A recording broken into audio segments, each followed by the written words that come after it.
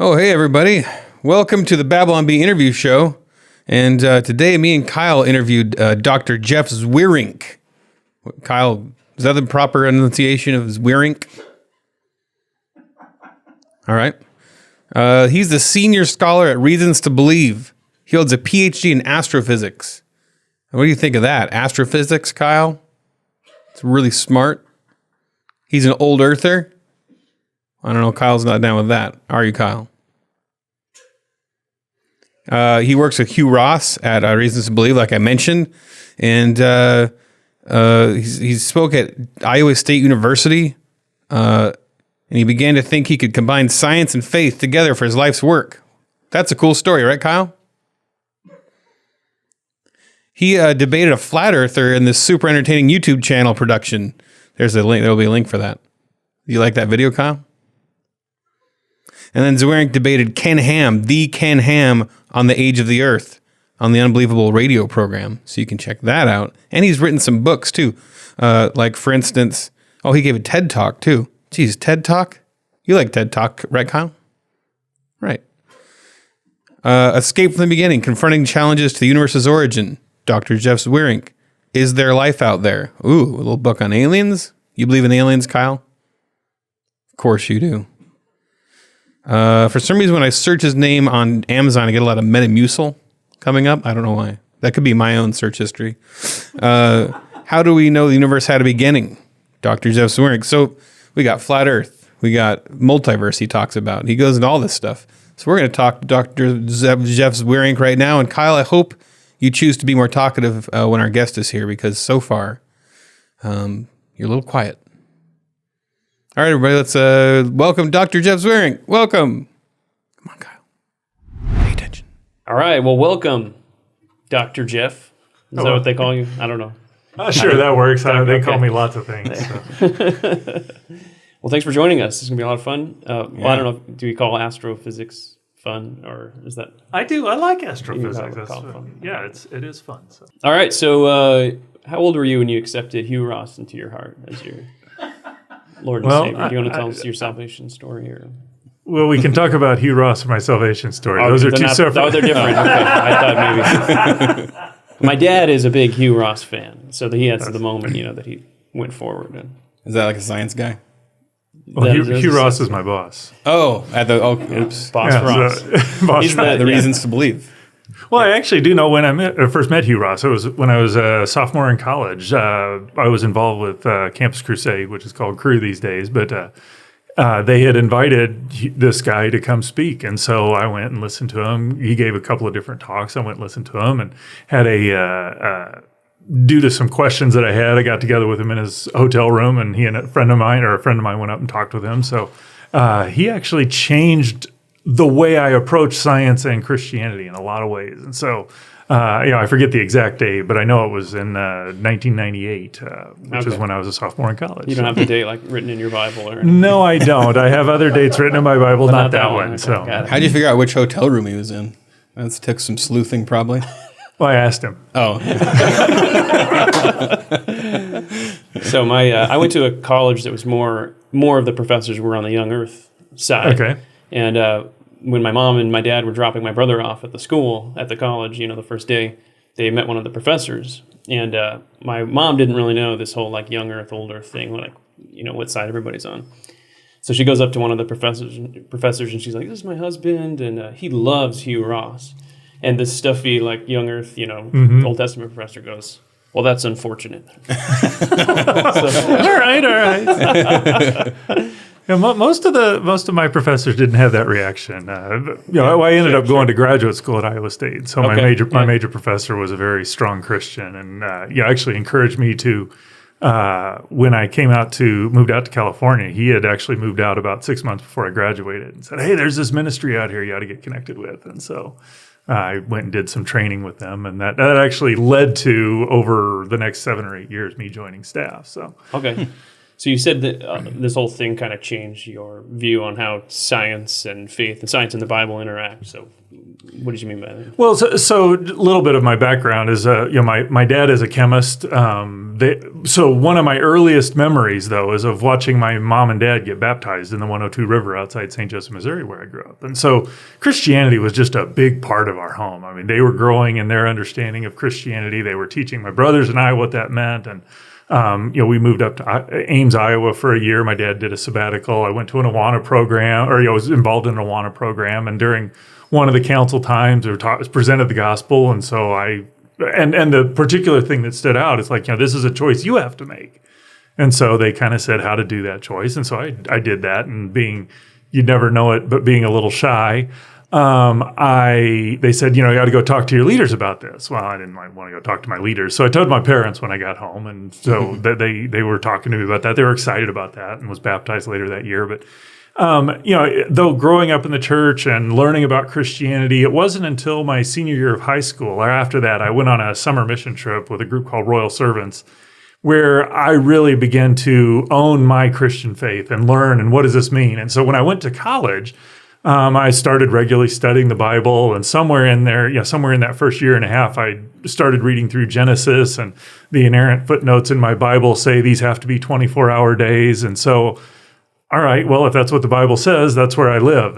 But yet I'm a physicist, and it's I know that science says the Earth's older than that. And so I started wrestling, kind of had this intuitive sense that what the Bible says and what science says have to both agree, but didn't really know how to reconcile it. And so, that come my sophomore year, Hugh Ross is there. I get to ask him this question, and it's his answer helps me see that there's more to the picture than what I know. And so rather than this being a fundamental conflict, I just got to go out and study more. And so that's kind of been my approach to science-faith conflicts, if you will, since that point in time. It's okay, there's something I don't understand here if this doesn't work together.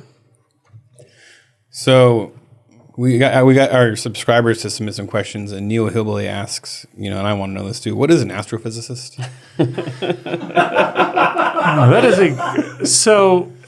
I barely know what a physicist is. Well, the way I describe it, I'm a physicist at heart, and a physicist likes to know why things work. Yeah. So we design experiments, all sorts of things. I remember when I was in high school, my ballpoint pen, I'm how does, you click on it and it goes out, and you click on it and it goes in. You do the same action, you get two different things. How is that? So I take it apart and realize there's this cool little device in there where it's got different size holes in it. And so you click it up and it moves over to the next hole. So I figured out why in the world this pen worked. That's the sort of the way my mind works.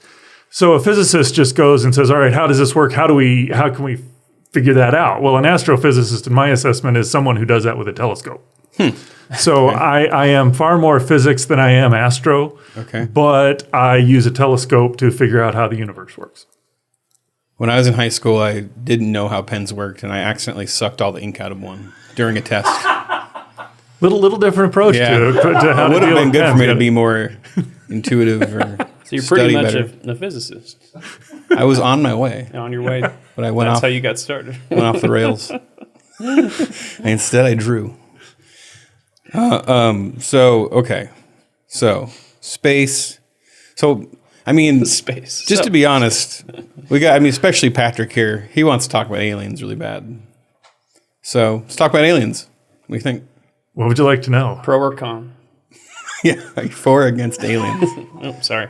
If I'm a betting man, I don't think there's any out there. Okay. It wouldn't surprise me if God created aliens, though. Okay.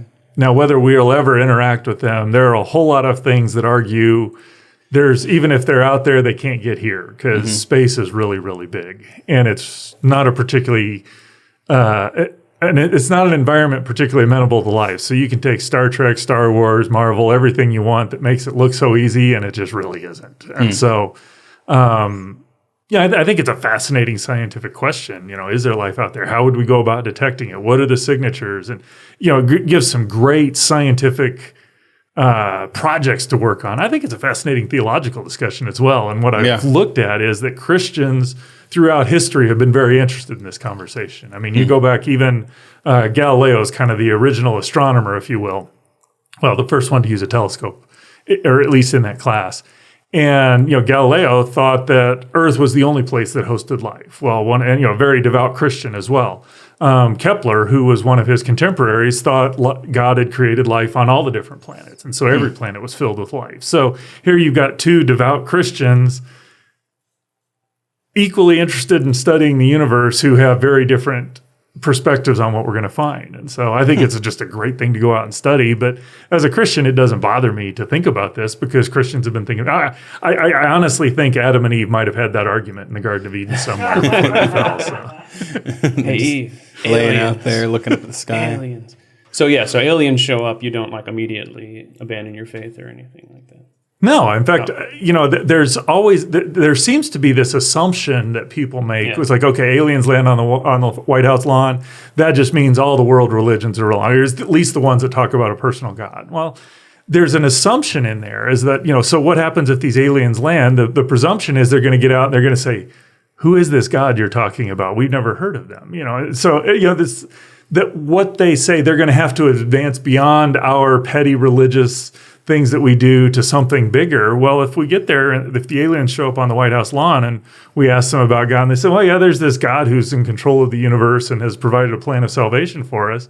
To me, that's potent. That would be potent evidence for the truth of Christianity. So we assume that they're not going to have any knowledge of the God, or that they wouldn't be suppressing that knowledge of the God like we do. So there's a whole lot more to that conversation that would have to happen. But I think, like every scientific discovery, as we've probed into it, it has actually solidified my confidence in the truth of Christianity, not detracted from it. What if they're Mormons, though? Then is that an issue? Well, again, it wouldn't. I don't know that I would expect it, but it wouldn't surprise me in some sense because if Christ came and lived and walked here among the earth, and yet we still find ways to say he doesn't exist or he isn't God. Why would it surprise me that aliens have done the same thing? Right. It's kind of portrayed as this very simplistic. If they exist, God doesn't exist, or whatever. And it's like there's a whole lot more that we would have to investigate, and that doesn't discount all the data that we already have. So it would be part of the data that goes into a very, very big, very complicated equation of does God exist or not? So, right. A follow-up question by our subscriber, David the Florida Man. He says, what movie is more realistic, Star Wars or Star Trek? That's kind of like asking, well, I can't even think of the analogy because they're both unrealistic. The idea...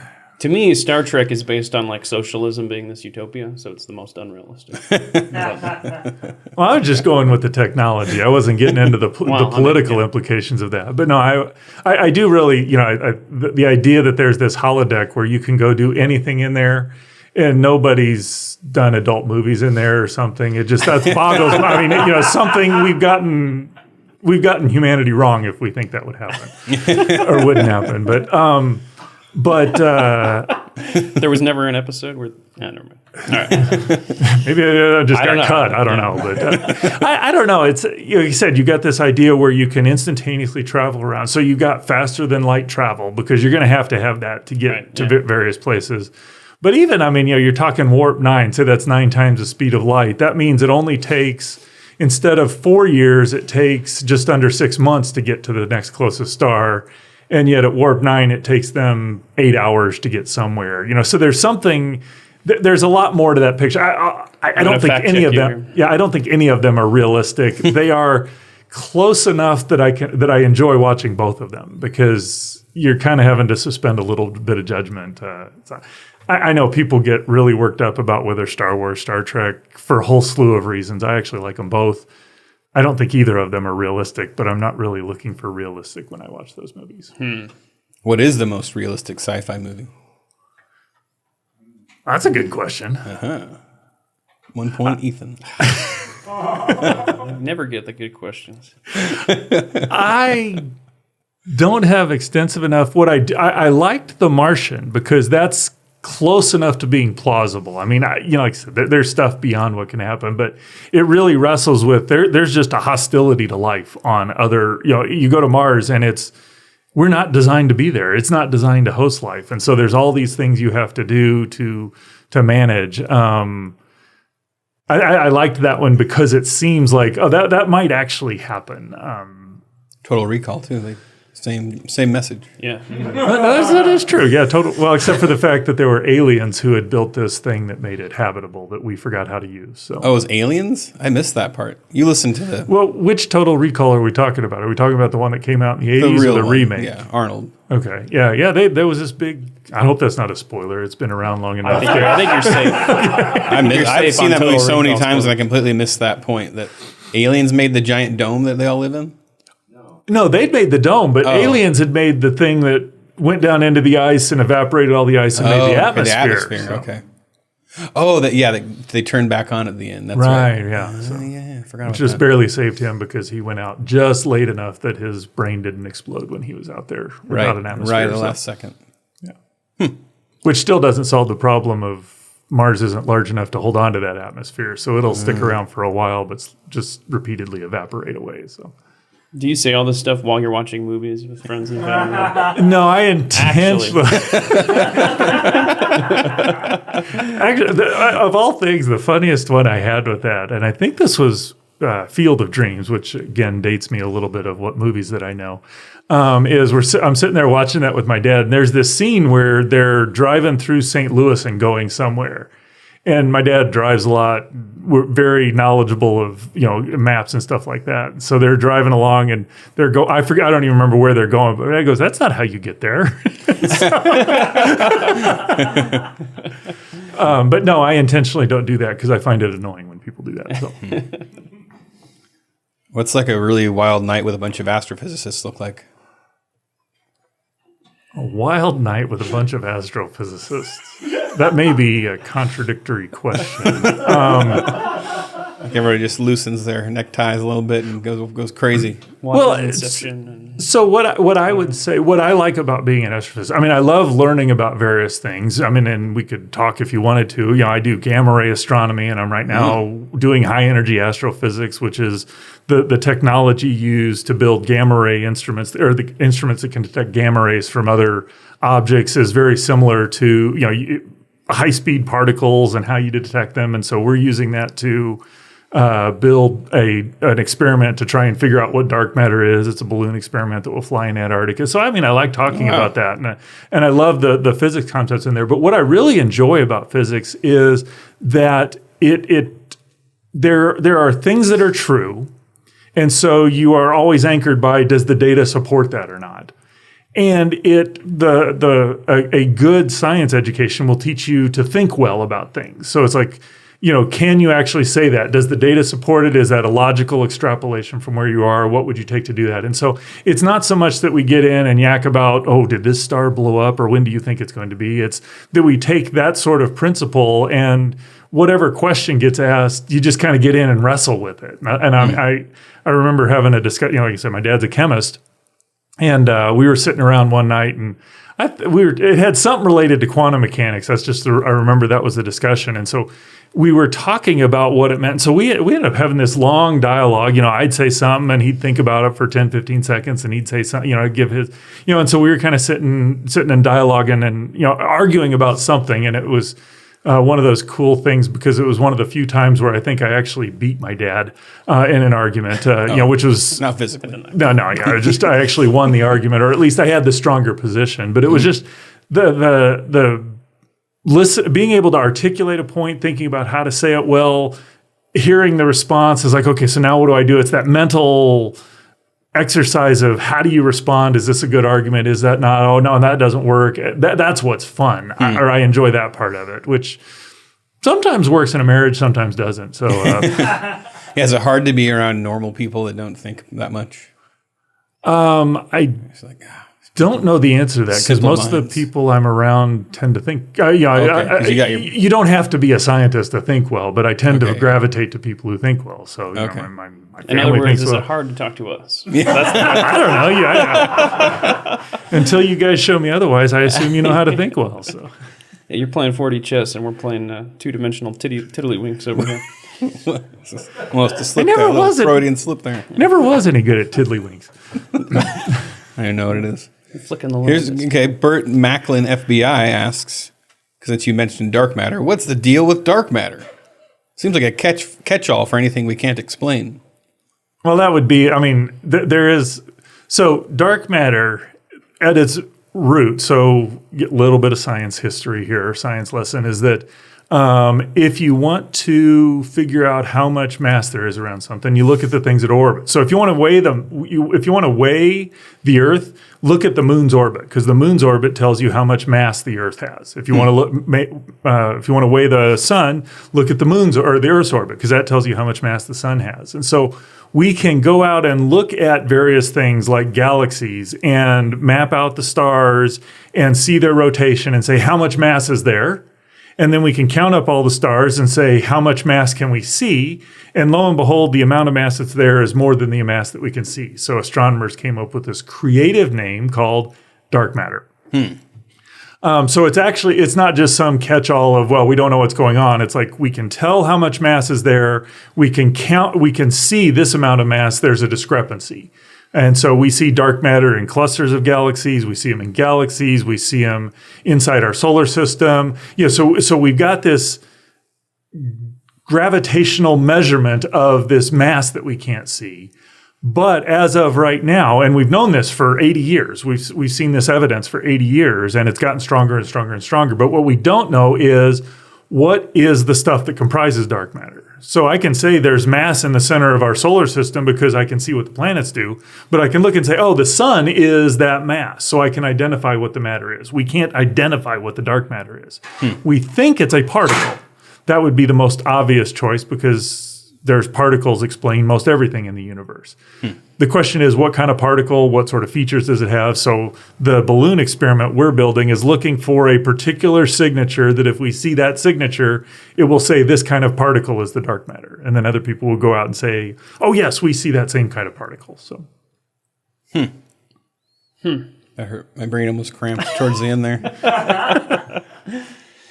So do you get picked on by all the other astrophysicists for believing in God? Like, do they shove you in lockers and stuff? Or Wedgies and stuff. No, being 6'4" helps out a lot. Oh, that's No, I don't. So there are, we tend to think of scientists as being this rational, incredibly objective all the time. And the reality is scientists are people. What being a scientist does is that it teaches you how to think a certain way. And so, I mean, you go talk to scientists and you're going to find liberals and you're going to find conservatives. You're going to find people who are timid, people who are bold. I mean, you're going to find the same group of people and they're going to have the same struggles that every other person does. Typically, the difference in a scientist is that when they hold a position, it's typically they can articulate why and they've thought it out. So in my experience of being a scientist, as I've told people about my faith, some have said, that's stupid. Why would you believe that? Some have said, oh, yes, I agree with you. Some have said, well, I can see why you're a Christian. I just think you're wrong. So you get the spectrum across there. And, I gave a talk over at UCLA where I was talking about one of Hugh Ross's books that somebody had mailed to all the faculty and gave a talk about it. And, the people in the audience, I had a couple who said, why are we even talking about science and religion? And the kind of the nonlinear response, if you will. A lot of people just were, this just doesn't interest me. I like this other topic. And then I had people come up and talk to me. I see why you're saying that. I just think Buddhism is a better explanation. Or I had a fellow come up and said, I'm a Christian too. I just don't think you got the right answer here. So my experience has been, if I do good science, my views have a place at the table. And, I need to be able to defend them. I need to be able to articulate them and talk about them well. But there's nothing that people say, oh, you're a Christian, you can't be a good scientist. Well, no, my work says I'm a good scientist, and so I've got a place at the table to have a discussion like everybody else does. Well, it's interesting, too, that some of the work you're talking about isn't specifically, like, apologetics related. Like, you're not always just going out, like, I'm trying to prove God exists or something. Like, you're studying physics and astrophysics. And that seems like a good model for Christians that are in any field, like, do good work.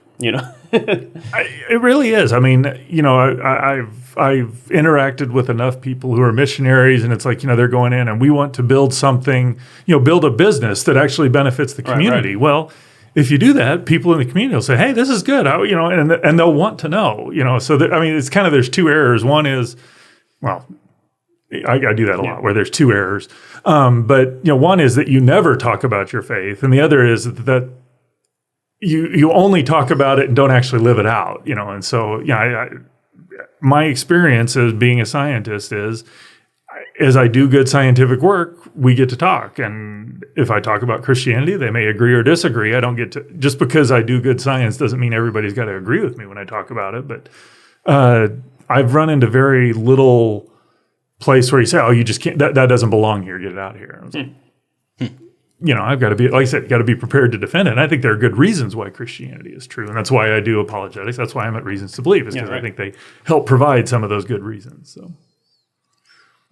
What have been some of the big breakthroughs in astrophysics in recent times that maybe we haven't heard about, or maybe we haven't? Just, it's not our world. So I don't check the astrophysics column in the morning. I don't get the newsletter. You don't, or have there been? I guess maybe I ought to get you connected so that you get those in your inbox. Or like, every what's day. the last time some big thing came? Like, oh my gosh, whoa. Well, so there's that question is a little hard to answer for this reason, is that or a lot of times where we are, we've been doing physics long enough, or astrophysics long enough, that the questions you're trying to pursue are very complicated questions. So, for example, within the last 5 years, I think, I may be a little wrong on the time scale, there was some data out of CERN that they found evidence for the Higgs boson. I mean, this is something they've been searching for decades, building experiments, trying to get, getting up to it where they found it. So actually finding it, there's, can you get enough data? Is the signal strong enough that there's a whole lot that goes into that. But there's also, as you're getting close, there's little signs that you're getting close. So the actual discovery is really cool when it comes out, but you've had this kind of forewarning that you're going to get the discovery at the same time. And so it's not like when you uncover a treasure in the desert or something. Right. And, I was talking about dark matter. I mean, people have been, the first evidence for dark matter showed up 80 years ago. People have been studying it, finding more and more. If the experiment I'm working on actually detects it, that will be, the person, the head of our project will probably get a Nobel Prize at some point. It's that level of discovery. But other people will have to come along and say, "Oh yeah, our experiment validates that as well." And so, I would say probably one of the bigger discoveries, and again, this is, go back to 92, discovery of the cosmic microwave background radiation. The ripples in the cosmic microwave background radiation, because the radiation was discovered in the 60s, if I remember correctly. That's correct. Thank you, I appreciate it. But it's like we know there needed to be some sort of structure in this, or else we can't explain the galaxies. Well, we find out, and it's like, that validates that our Big Bang model is pretty accurate here, and it at least allows us to explain that. And we find that the universe has a flat geometry, which helps us explain why inflation seems to produce a flat geometry, but all of our measurements seem to indicate we were about 30 to 50% of flat, or 10 to 30% of flat. And so that was one of those big ones. I think when the WMAP results came out in the early 2000s, I actually remember being one of my colleagues at UCLA worked on that, or was one of the major principal investigators of that. And they came and gave the talk, and he kind of outlined it, and he said, okay, here's all the results, and it just lined up with everything we thought. And I remember in the room there was kind of two responses. One was, we're good, that's right. And the other was like, oh man, there's nothing new there. There's nothing that doesn't make sense. Because the doesn't make sense means there's a cool problem to solve. And so it gives us something to work on. So I would say probably the Higgs boson's the biggest one that's happened, where we've known it. We're pretty confident it's out there, but finding it has been hard. I'm kind of optimistic that within the next 10 or so years, we'll probably figure out what dark matter is. I think the discovery of the dark energy, that there's this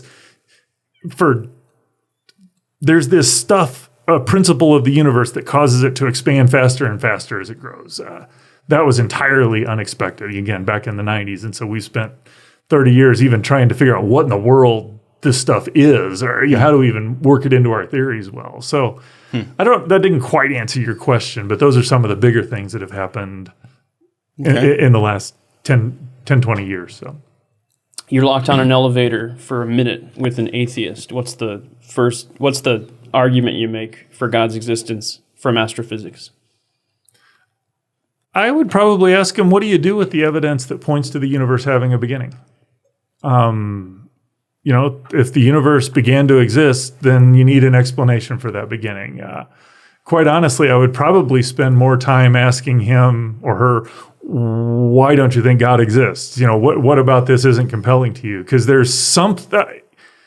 If I don't know what their position is and what they're thinking, I don't know. I see apologetics as a set of tools. It's like, here's a tool that can help me address whatever you're wrestling with. Until I know what they're wrestling with, maybe they just really don't give a rip and don't even want to think about it. So no tool I have really can deal with that. Or it may be there's some psychological hurt somewhere else than a scientific tool isn't going to be that. It may be that they have just this, I don't really understand how all this works. Christianity doesn't make any sense. Well, now apologetics, there's a whole slew of tools I have that can work with that.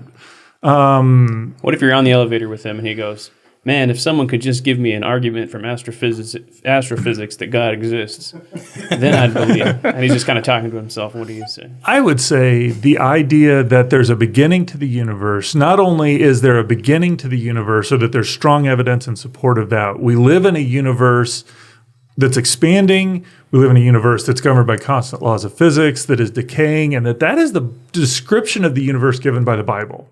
And so, it's great if you believe in God, but I think the God of the Bible is the one you want to believe in, because the scientific description and our biblical description align. That's potent evidence to me that the biblical authors were ultimately inspired by the one who created it all. Yeah, I guess that kind of goes into a question that I had. Science-y stuff, I think you can get to a creator and be pretty rationally go, I think there's a creator behind all this. But then there's the leap to a specific faith. And so I guess that's my question is, does science lead you to a specific faith, or science get you here and then the rest goes, I don't know, leaping? Or if you're looking at other things, you're looking at soul and heart and romance and art. Yeah, the way I think about that is I think there are arguments, if there's a beginning to the universe, that points to a God. Right. There's... Or an alien. Or an alien. Well, no, the alien would be part of the universe. Right. So there's something outside the universe that caused it. It's from a different kind of universe that makes universes. I don't know. Well, I mean, it could be that our universe is just a big simulation run by complex aliens. So the God of the Bible isn't the only supernatural, if you will. If there's critters out there that are running simulations that are that's still beyond our natural world, if you will. Right.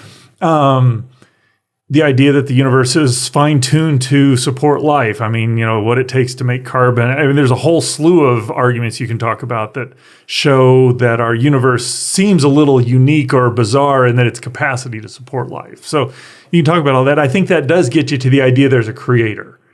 Now, that to me is why it's important to show not just that there's a creator, but what we find scientifically aligns with what the Bible has said. Because if Scripture says, hey, this is the way the universe is, and we go and measure it and it's not, and that's a genuine contradiction, that says, okay, I can't really trust what the Bible has to say. But if Scripture, or if science, as we find it, aligns with and validates what Scripture says, then I can be confident to trust what Scripture says. That, to me, is the connection between God in general to here's the specific God. Because the Mormon God and the Jewish God and the Islamic God and the Hindu God, they're different. And so it's not just God, it's like, which God are we talking about? And you could talk about that scientifically, but that's true historically. That's true philosophically. That's true psychologically. Which, all of those things are things we can study of how this world works.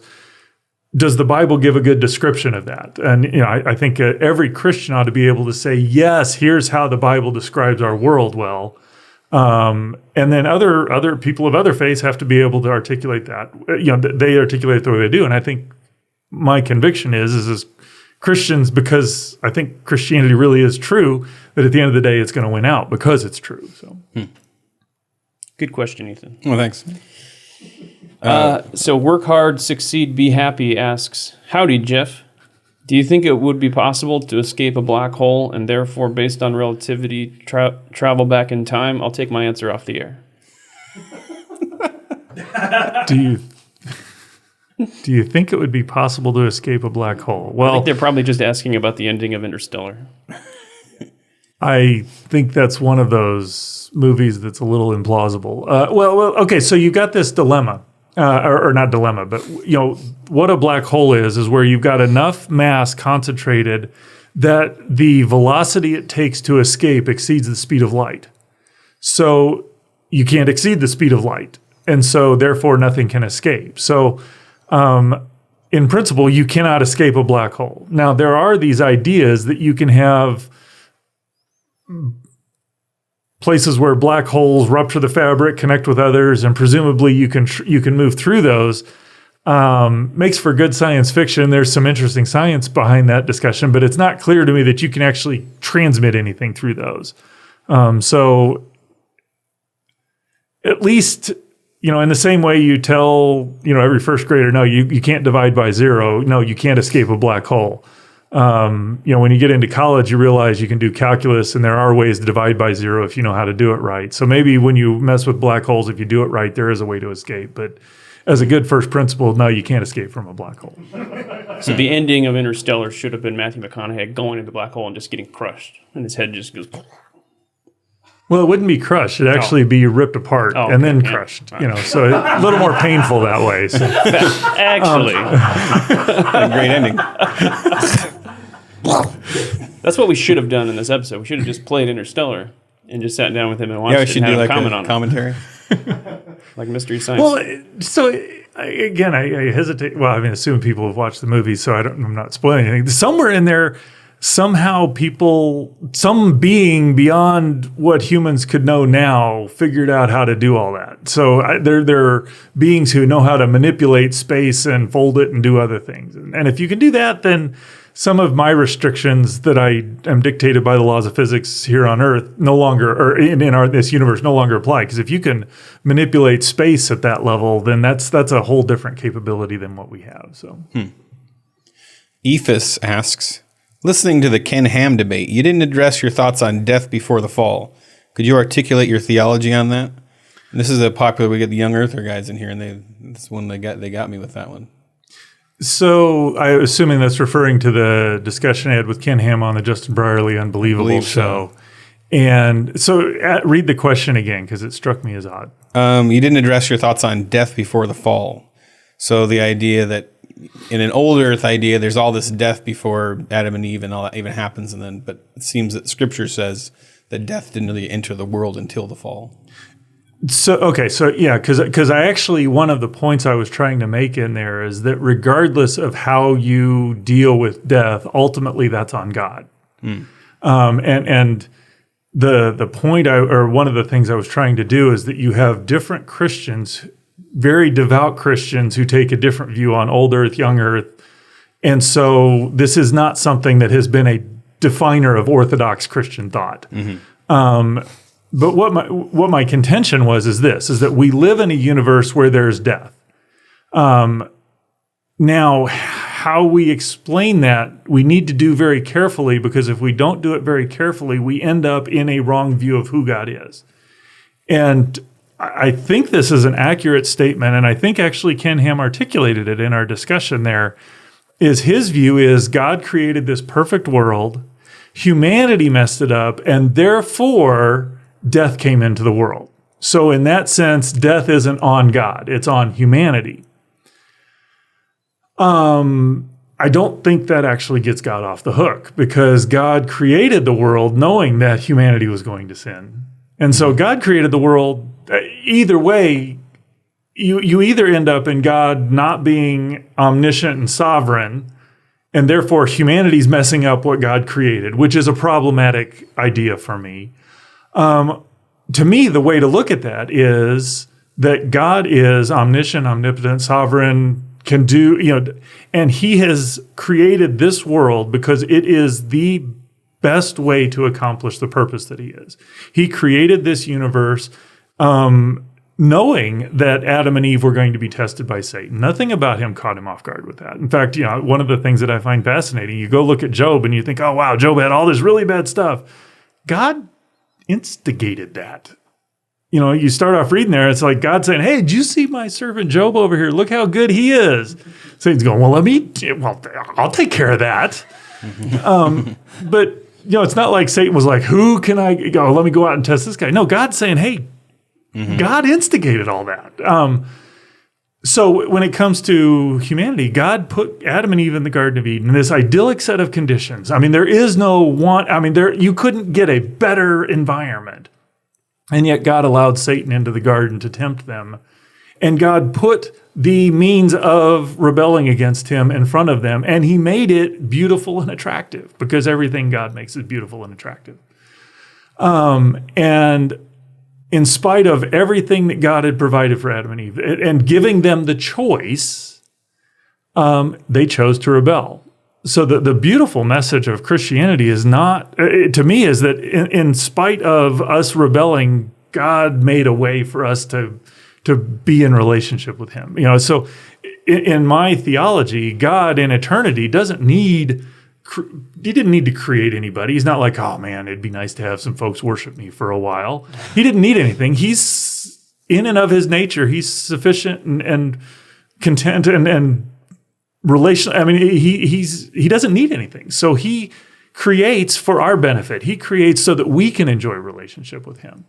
And he cared so much about allowing us to have that relationship. He created a world knowing that his son was going to die on the cross to redeem us. That he valued our relationship or our ability to relate to him that much that he was willing to create that kind of universe. So unless you're going to argue that there's something external to God that can affect and change his behavior, this universe and all it is ultimately on him. He's created these beings, he's created humanity, he's given us the choice. Throughout history, people have said that's on God, and I think God has big enough shoulders to carry that. Just because it doesn't make sense or I don't like the way God does it, doesn't. It's the fact that there's death and suffering in this world. I don't see that as something that is, wow, God's awful for letting that, because there's so much beyond. It seems to me that's just part and parcel of having free will. Mm-hmm. If humanity can't genuinely rebel against God, then we don't really have free will. And I think Adam and Eve actually had free will. We're constrained by our natures at this point, but Adam and Eve genuinely had free will, and they chose to rebel. And God, through Christ, redeemed us. And that's incredible. That's a long-winded answer for your question. So in the young Earth guy's view, if there's no death in the world, like when they ate fruit and stuff, did it stay alive in them? I don't know if it included. It kept growing and stuff. Well, so again, at least if you're talking about Ken Ham, he doesn't see fruit as being alive. So there are certain animals that are alive. But, okay. So, But they didn't eat animals. Well, do we know? They would argue that you did not eat animals. That's correct. Animals, yeah. And I would too, at least until the fall. We weren't supposed to, or not until the fall. Sorry, till after the flood were we allowed to eat animals. That's when that became okay. Related question: have you ever been to Ken Ham's Ark? I have not. My parents have. It's just a little hard because it's like 2,000 miles away. Mm-hmm. I think it'd be interesting to see. I'm not real that interested in paying any money to go see it, partially because I'm cheap. Ken Ham, if you're listening, free ticket for Dr. Jeff. But I think if I were out there in the area, I think it would be interesting to see. I don't agree with how he's portraying Christianity, but I think it would be fascinating to see what's done. I think it's a pretty big event. If you will. You got to admit the young Earth view is cooler. You've got raptors, people riding raptors. He's got a whole diorama of raptors fighting in a gladiator. Oh yeah, so that's much cooler. You got nothing on that, is what I'm saying. But I don't know. I guess having it for human entertainment, I can't get that. I'm glad the Raptors were out there fighting. We just didn't get to watch them. In a gladiator arena. Yeah. I hear that he's building the Tower of Babel now, and that seems to me to be an extraordinarily bad idea. I don't know whether that's a joke or not. But No, he is. he is really. is. Oh wow. Plans for Okay. the Tower of Babel. Isn't that the whole seems- thing? It's a cautionary tale. Yeah, like don't do this. And he's like, I'm going to build the tower. It's like trying to build Jurassic Park or something. The whole story is about not doing that. Well, so there, it's a little hard to replicate at least part of that story, because part of what building the Tower of Babel was is that humanity was deciding we're just going to stay here and reach our way up to God instead of spreading out and filling the earth, which was their command. God commanded them, be fruitful and multiply, fill the earth, rule over it, and subdue it. And so we've already kind of spread out and filled most of the earth, at least the parts that are relatively easy to inhabit. So we even live down at the South Pole, and that's nothing's easy about inhabiting that part. So Doesn't the South Pole have like 1 6-month day and 1 6-month night, like all year? Because that's insane to me. And I read about it and I was like, there's no way that's true.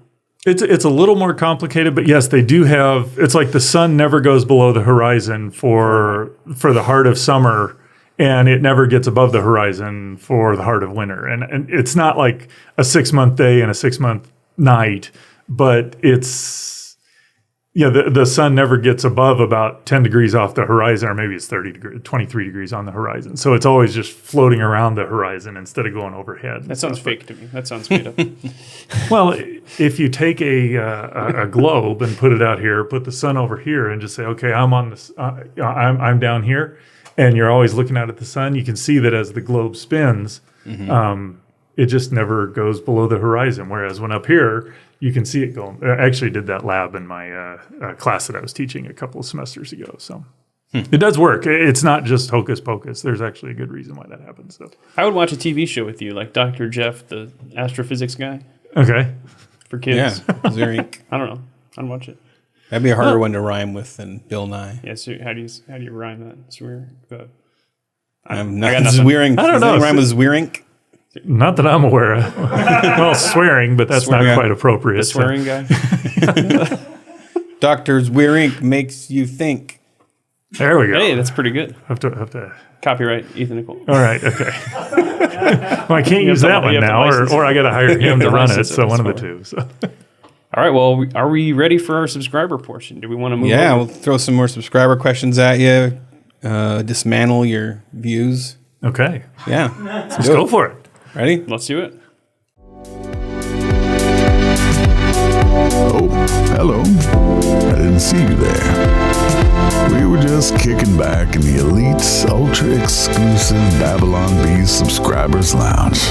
There are a few bigwigs in here. Yeah? Kirk Cameron's over there in the corner sipping a root beer, and Kevin Max is over by the fire writing weird poems. We were just about to light up a pipe of fine, soapy bubbles and pop open a bottle of Martinelli's 2019 vintage. Of course, only the best for our subscribers. Pull up a recliner. Join us, won't you?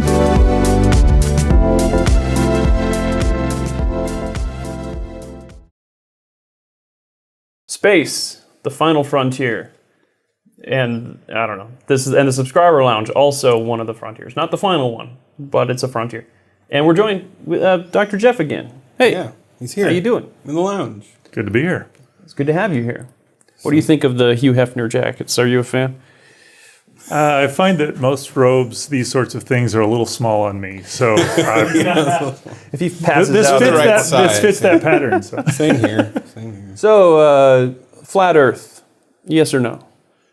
I think there's a incredible abundance of evidence that the Earth is round. It's kind of If for no other reason, it's like every other body we see in our solar system is a sphere. The fact that the Earth isn't would be really weird. So, but that's all faked by NASA. What could be the well, motivation to fake that? That's what I was wondering. that's also a problem I have, is that if we're going to go with a flat Earth, there's a huge amount of conspiracy going on, and a conspiracy at the level humanity has not been able to sustain. I mean, there are conspiracies that turn out to be correct. I mean, that's kind of what happened with Nixon there. There was a conspiracy and it turned out that was true. But if you think what it means for every world government leader and every NASA person, in particular why I have problems with NASA being part of the conspiracy is there's one of the fellows that I work with who's my spiritual mentor, who's a person responsible for navigating spaceships around the solar system. And he's got to be on it. And so here's the guy who's my spiritual mentor part of conspiracy, it's just hard to believe for me. So. Yeah, because the idea in flat Earth is that the whole idea of space has been created by humans is a lie. Is that what the belief is? Like NASA? Some of them. Some of flat earthers. It's like a dome, right? Some of flat earthers are like extreme, literal, King James only.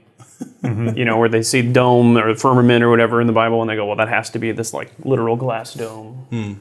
And so then they see anything describing space or stars or whatever as like a lie that's attacking the Bible.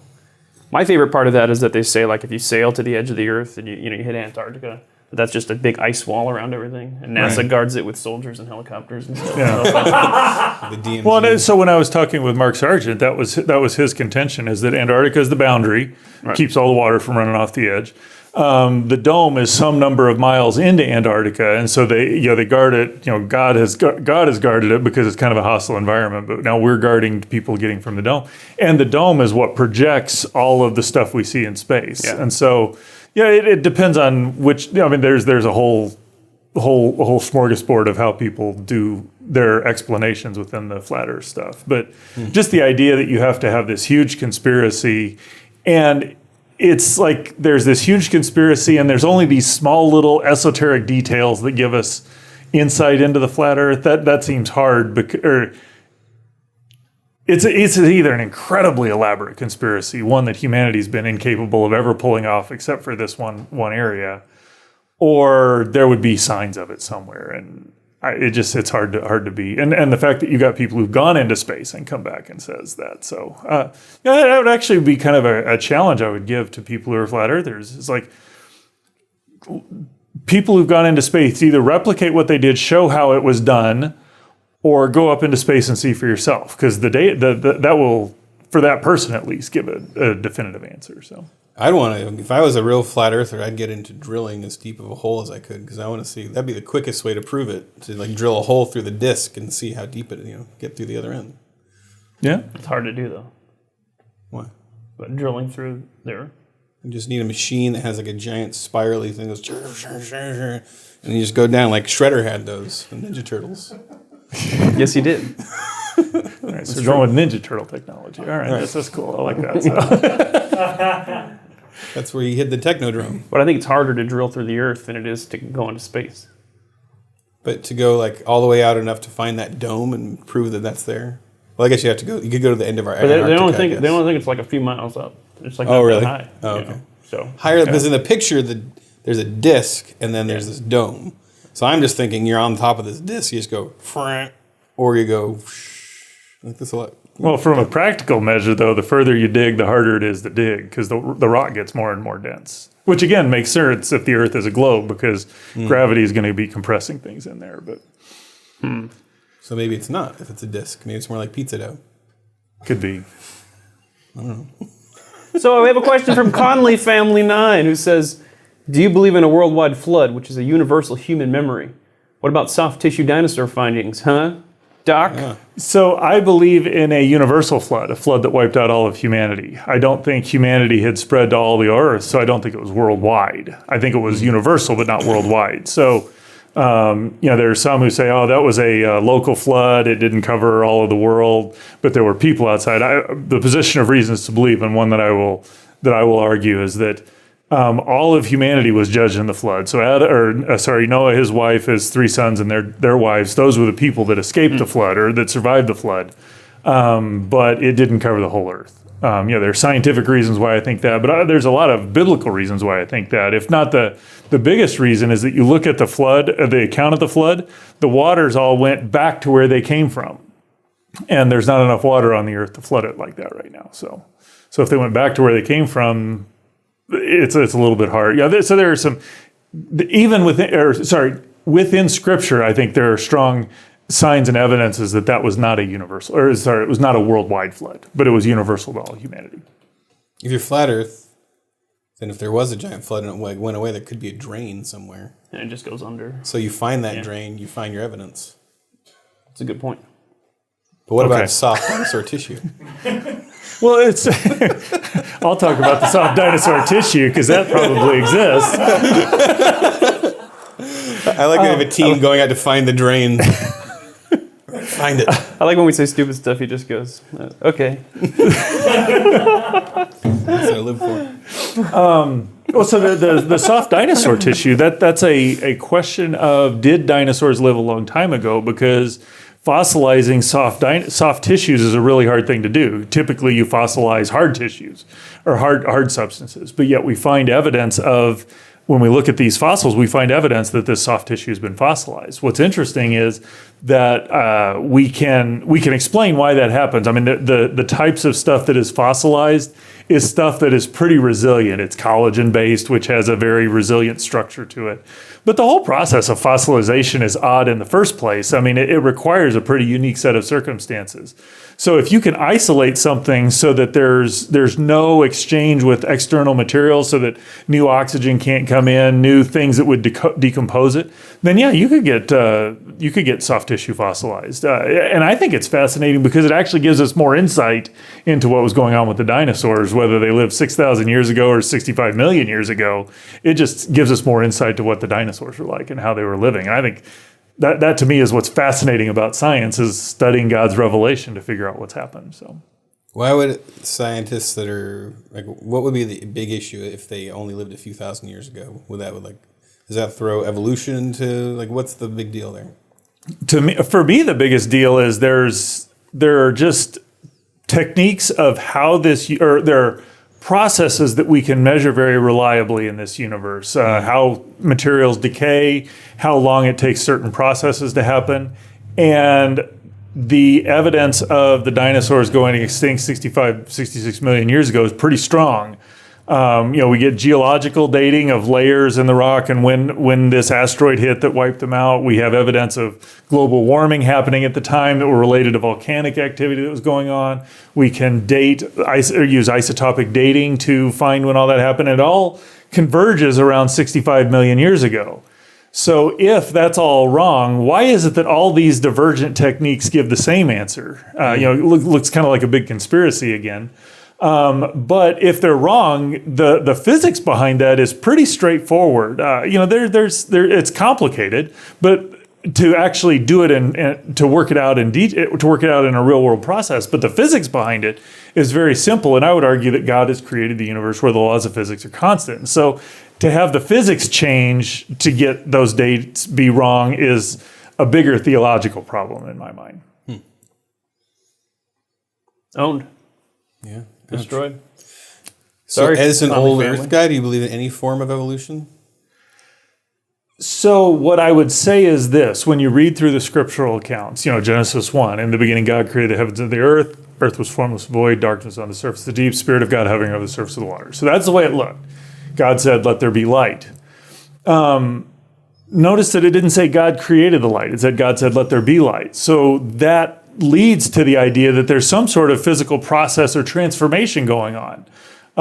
That would be termed evolution, if you will. It's a change that's what's going on. So God's using the laws of physics to bring about the purpose that he wanted. Let the dry land appear. Let the earth bring forth plants. Mm-hmm. Again, that same sort. It's not created, God bringing something new into existence. It's the earth is producing, if you will.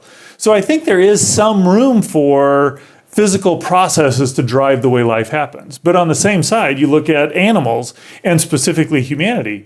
Let us create man in our image. So God created them, male and female, he created them. In his image they created. I'm paraphrasing that one wrong. But that word for create, just the way God created the universe, he created humanity. So there's something special, God bringing something new into existence, not by physical means entirely, but by his word, by fiat. And so I see there can be some room for physical processes to bring it, but there are also some very clear delineators where this is divine activity outside the laws of physics bringing something new into existence. So I think there is some measure, and I think that's what's fascinating is, okay, so where did God use physical process? Where did he use things beyond physical process? I think that's a fascinating scientific question to study. Really? You want to ask Dog Winnie's question? Oh, we kind of already asked Yeah, it. we did kind of already get that one. Oh, these guys got like 4 questions. This is by anybody. And he says, can you explain for everyone the 2 books model of Revelation that Reasons to Believe talks about? Why did you stop doing your Science News Flash podcast, man? And how accurate is the most science news reporting that's written for a lay audience? I don't know if you want to go one by one. So the 2 books model, that's just that's the idea that God has revealed himself in 2 ways. He's revealed him specifically, or in the words of the book of Scripture, special revelation, and he's revealed himself in creation, general revelation. And so, as we go look at Scripture, we say this is an accurate picture. This is God's revelation. As we studied, it's going to be coherent and consistent and logical and all sorts of things. If God's revealed himself in Scripture and his revelation is coherent, consistent, reliable, well, when we go look at general revelation, we're also going to expect that revelation to be consistent, coherent, and reliable, and that those 2 revelations are going to agree. That, to me, is the heart of that 2 books model. It's just that there's this dual nature to revelation. There's special revelation and there's general revelation. And we can study Scripture and figure out what it says. We can also study creation, and that's a good thing. We're studying God's revelation. And in fact, I would argue that Scripture says that God has revealed himself in creation. And so we ought to be going about doing that. But it's really just the idea that as we study those 2 revelations are going to agree. And where they don't agree, that means we've misinterpreted something. We've just done something wrong. And so let's go in and look harder. Science News Flash, we were actually just having a meeting where we were talking about that. So this was a podcast we did where kind of something happened, and instead of having to write a blog or produce something that was going to take a while, we just went down into the studio, talked about what it meant, what it had to say, what the discovery was. We've been talking about trying to do something like that. There were various reasons why it stopped, but the idea of here's something that's come out in the news. What are the implications of that? I think that's an important thing. So we're trying to figure out how to do that. So I don't know what that's going to look like, but hopefully we'll get something in the not too distant future. How accurate is most science news reporting that's written for a lay audience? It's accurate in the big picture most of the time, but you'll almost always see there's some editorializing about what its implications are. And so typically where that is, often if you go into the scientific community, not every scientist will agree on the editorializing part of it. But where they talk about the moon has a wobble or we found this planet, I mean, generally the details are correct. What the implications are, that's a hit or miss.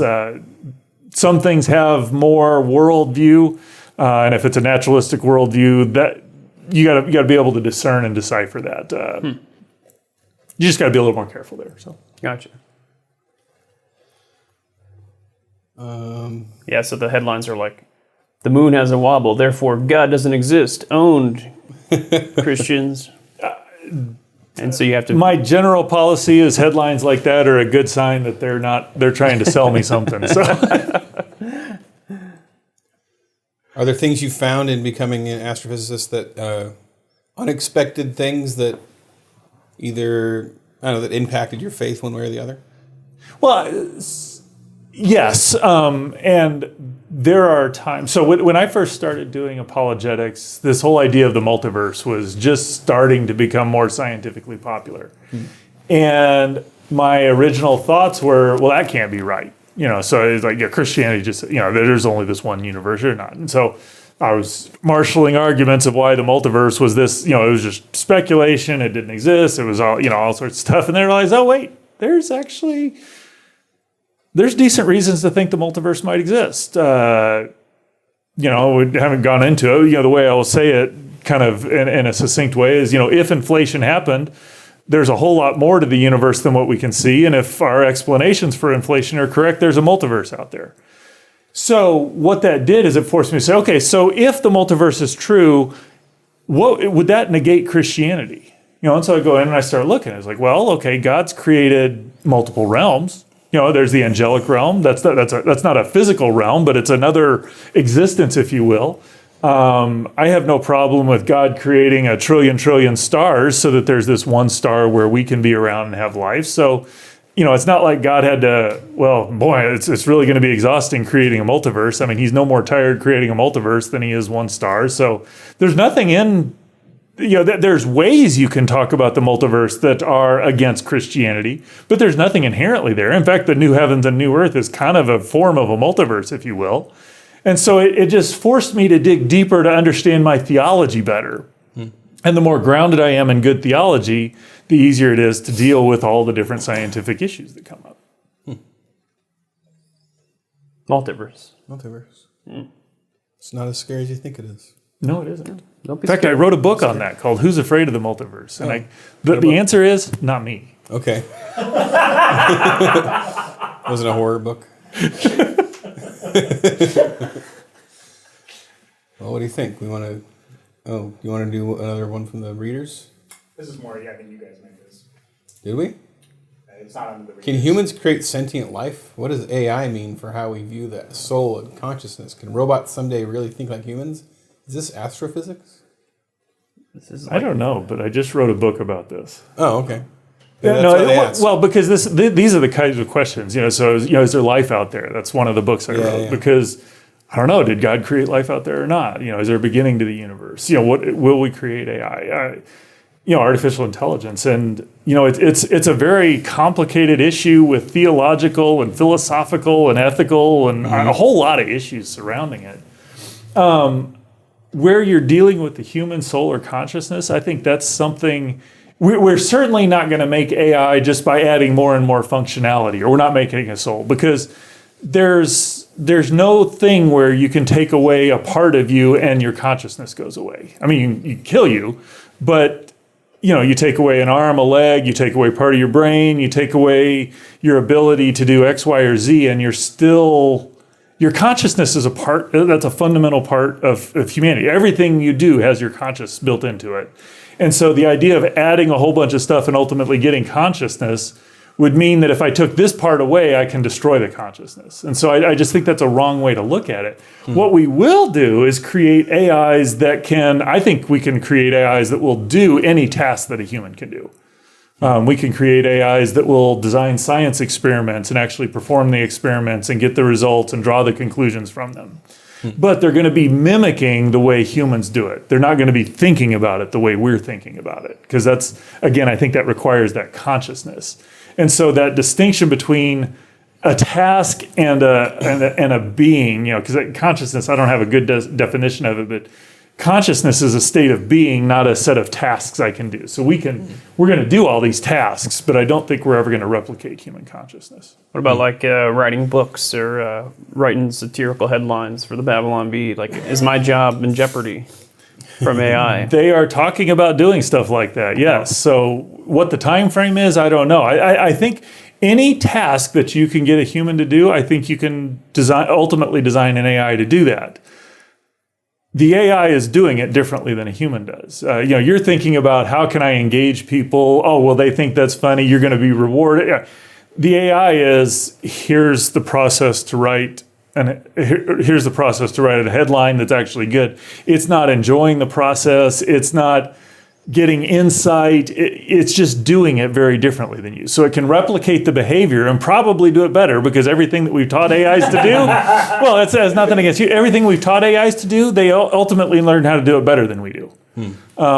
So that's just kind of the nature of it. Has it ever happened in art or music or writing so far? Not yet, but they are working, and it's surprising the progress they're making. I mean, I think the AI could write some of the top 40 radio hits you hear. Some pop music, I could see an AI. Oh, yeah. No, there are AIs that are doing that. There are AIs that are making paintings that are being displayed in galleries. I don't think they're at the level of Picasso by any stretch, but Picasso's overrated. When we first started playing AIs in chess, Picasso's overrated. When we first started playing AI started playing chess, they weren't very good. And now the best human can't even compete with the simplest AI chess program. Do you think there's something fundamentally different about art versus solving a chess game? Both of them have an algorithm to them. And so AIs are really good at doing algorithms. There's something more to the way humans play chess than an algorithm. There's something more to art than the way there's something more to the algorithm than a way human produces art or headlines or whatever. The AI will replicate the algorithm and do it better than we can. It's not going to be doing what humans do, though. And that's one of those statements I can make that really isn't well fleshed out, but it's wrestling with what does it mean to be conscious. If we could actually understand that, then we could we could clearly delineate that distinction. But I don't know. I guess I feel like there's something unique about art. Like we still read G.K. Chesterton 100 years later. I don't see us like having some Chesterton robot that we read in 100 years from now. G.K. Chesterton. Or like having that unique voice. But what you can do is you can program an AI to write an article in the voice of G.K. Chesterton that you couldn't distinguish from his original writings. Doubt it. You doubt it, all right. I wouldn't mind an AI parent. Just to throw another parent in the household that's always got the answer of what to do. Could also be a horror movie. As having been a parent and having parents, I just don't see where that ends well. Like, what should I do? Should I punish him right now or go easy? Then he'll go through all the statistics. Calculating. Calculating. Well, I don't think a robot could write better than humans. I do think a robot could parent better than I can. Yeah, I could see that. At least from the technical. Yeah. I'll do all the hugging and stuff. But Yeah. Well, I'll tell you what. Have me back on the show in 30 years and we'll see where we are. So. Where are they developing these writing robots? Because I need to go blow up that factory so my job will remain secure. Well, right now they're just working on essays and stuff. I haven't seen them work too hard at satire. So I think you're in pretty good shape. So. Yeah, I always picture a robot like wearing a little fedora and like actually writing, but I assume it's just a the AI is probably. Yeah. I'm sure they got a Dropbox or something. Yeah. They probably got something like that. All right, well, let's conclude our show with the 10 questions that we ask every guest. Yeah. Number 1, have you ever met Carmen? Have I met Carmen?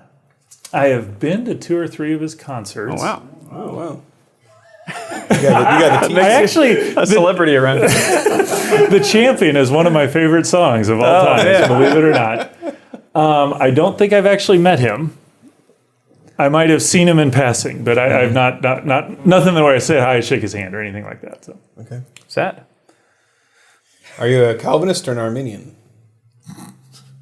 You laughed at your question. That's not my question. this is one of those at Pigeonhole. It's like I like the Calvinist and the Arminian who fall down the stairs, and the Arminian gets up and goes, "I wonder what I did to deserve that." Calvinist goes, "Glad that's over." I tend towards Calvinist. I don't think I have a well fleshed out thought about all that, but I tend to view things more that a Calvinist, in my mind, what draws me to that is it draws more heavily on God's sovereignty and leans more in that. That to me seems a better way to solve a lot of those problems. So in that sense, I would be a Calvinist. So Okay. Awesome. Number 3, you get to add 1 book to the Bible. What is it? there are admonitions against doing that. God says it's okay. God says it's okay. All right. you're That's the premise. Wow. Well, if you go the religious answer, I would put Knowledge of the Holy by A.W. Tozer. Easily one of my favorite books. If you don't want to do that, probably Lord of the Rings. I think that's a great series. So. All right. I like this guy. Cigars or pipes? Milkshakes? I really don't do either. It's like you go back to all the people who drank coffee to stay awake. When I was needing something to drink, I'd go get a glass of milk, and that seemed to work about as well. So I neither of those strike me as fascinating. So Gun to your head. Pick one. Wonder who this I don't know, pipe. Okay. Something you can chew on. who this terrorist is that runs around like cigar in your pipe. Pick one. You shouldn't chew on a pipe. Though. You get to hang out with any 3 people, living or dead. Who are they? Man, that's a good question. Thank you. You stole it from Steve. Hang out with any 3 people, living or dead. As Sunday school answer, I would love to be around Jesus. I just sorry.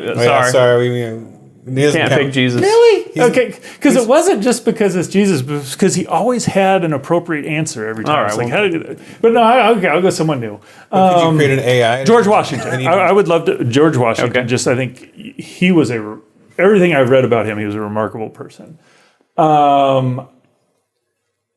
I would say Isaac Newton. Just because of the scientific insight he had. I mean, there's not too many people that say, "Oh yeah, you're the father of physics." He's just a bright fellow, and also a very devout Christian as well. And then I don't know. This is the weird way Jeff Zweerink's mind works. Somebody like Attila the Hun or Hitler. It's like, what in the world drove you to do these sorts of things? My wife picked Hitler for this question when we asked. When she clarified it was to change his mind. Oh, okay, all right, No, it's okay. not. So, Yeah. So Attila the Hun. All right. So she included time travel because she's trying to change his mind before he does it all. Oh, Or is yeah. she trying Okay, to all change right. his mind after? Yes, huh? Yeah, that doesn't make sense. You still need to burn in hell, but let's change your mind. At least get some regret out of you. Wait, I have a question. Could AI imitate Jesus and bring out more words of Jesus? well, so you can build an AI Yeah. that is trained on what Jesus said, that would then be able to replicate or produce new things in that vein with that voice. Right. That's not saying it's the words of, like I said, you're Would it be inspired? It might mimicking, be you're inspired. Yeah, mimicking, it could be you're not great. doing. You never So, know. It might be the Third Testament. I would be careful there. Just Whiskey or that's beer? beer because I'm cheap. So All right. What would be the first thing you would do as president? first thing I would do as president.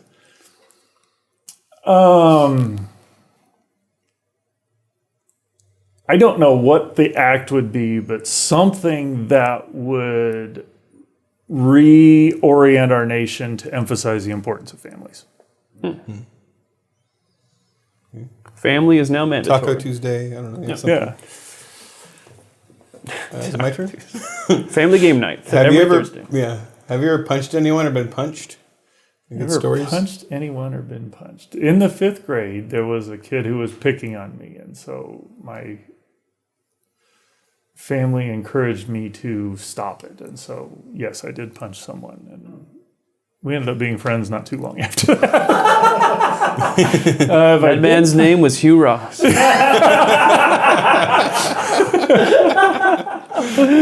I don't think I've been punched. I'm generally pretty good at avoiding fights. So, All right. Okay. Good. You get to go to one concert, any band in history. What is it? there was a group from the '80s that I like called Harvest. Okay. Love their music. That's what I would choose. Is that Christian? Is that a Christian? It is a Christian group. Yeah. Harvest. Okay. Finally. Well, we are a Christian organization, and just to make sure everybody knows this is a Christian show, do you accept Jesus as your Lord and Savior? I already have.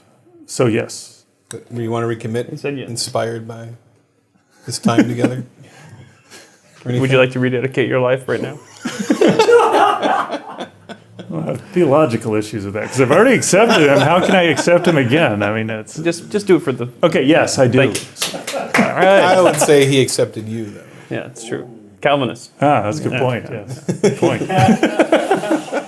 All right, everyone. Well, thanks for joining us. Hope that was enough science for you. Hopefully, you enjoyed all the science people. Until AI takes over, this has been the Babylon Bee podcast. I want to see an AI Kyle hosting the Babylon Bee podcast. That'd be amazing. Well, so Fantastic. You say that there is a This guy. You can't a take Buddhist it anywhere. priest that is an AI. Well, that's not shocking. Buddhism. A Buddhist. But it's like they give sermons. Wow. It's not just this rote stuff that comes in, but actually speaks and stuff. Wow. I'm like, That's wild. that's interesting because there's something about Christianity that's not right. That seems wrong. Yeah. Yeah, it does. Oh yeah. There you go. Oh my god. Yeah, they got It's like a. Loki or something. Devil. Yeah, look at that. All right. Perform your funeral. They That is they actually can murder you and perform your funeral. my biggest concern with AI is that we will personify the AIs and dehumanize the people around us. I think that's going to be the outcome of what we do. With Chew on AI. that. If we're still recording. Are we still recording? Chew on that Yeah, chew on that. while you go away. Goodbye.